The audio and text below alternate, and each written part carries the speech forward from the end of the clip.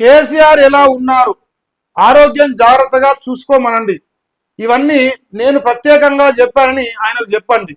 తనను కలిసిన బీఆర్ఎస్ ఎంపీలతో ప్రధాని నరేంద్ర మోదీ ఈ వ్యాఖ్యలు చేసినని చెప్పేసి ఒక మాట అంటున్నారు. సో ఒక మాట చెప్తాను నేను.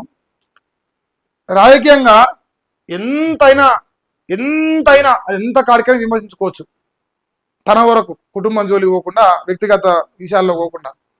నరేంద్ర మోదీ గారు కేసీఆర్ ఎన్నోసార్లు విమర్శించరు, కేసీఆర్ గారు ఎన్నోసార్లు నరేంద్ర మోదీని విమర్శించరు. కానీ మానవ సంబంధాలు మాత్రం ఇక్కడ కళ్ళగట్టినట్టుగా కనిపిస్తా ఉంది. నిజంగా మాట్లాడాలి. ఇప్పుడు కేసీఆర్ ఆరోగ్య పరిస్థితి మనందరూ చూస్తున్నాం.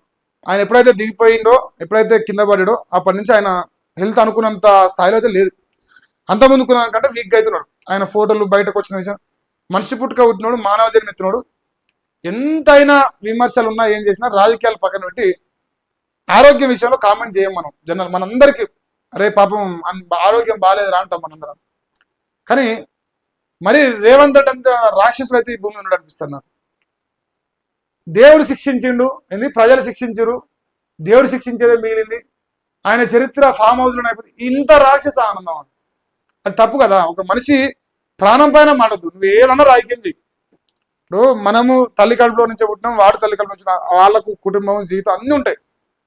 ఒక మనిషి చావు కోరుకోవద్దు, ఏదైనా కోరుకో. వాడు నాశనం కావాలని కోరుకో, వాడు ఆస్తిలో నష్టపోవాలని కోరుకో, ఇంకో రకం కోరుకో, కానీ చావు కోరద్దు. అది కిరాతకుడు అయితే, రాక్షస పుట్టుక పుట్టినైతే కోరుతాడు. సో కేసీఆర్ ఆరోగ్య పరిస్థితి బాగాలేదు, 24 నెలలుగా ఆయన లైమ్ లైట్ లో లేడు కాబట్టి. సో నిన్న ఛాయ్ పే చర్చలా కావచ్చు నాకు తెలిసి నరేంద్ర మోదీ గారిని బీఆర్ఎస్ పార్టీ ఎంపీలు రాజ్యసభ సభ్యులుగా వాళ్ళు కలిసినట్టుంది. కలిస్తే వాళ్ళతో మాట్లాడుతూ కేసీఆర్ ఎలా ఉన్నాడు, అదే రకంగా ఆయన ఆరోగ్యం జాగ్రత్తగా చూసుకోమని చెప్పండి, ఇవన్నీ నేను చెప్పినని ఆయనకు సమాచారం చేరవేయని చెప్పినట్ట. సో ఇది ధర్మబద్ధంగా అనిపిస్తుంది. రాజకీయం చేయరు. మళ్ళా రేపు కేసీఆర్ బయటకు వస్తే 100 తిట్టని, మోడీ బయటకు వస్తే 200 తిట్టని. కానీ మానవ విలువలు అనేవి కొన్ని ఉండాలి మనకు. మరి రేవంత్ రెడ్డికి అవి లేవు. సో ఇది ఒక మంచి విషయం.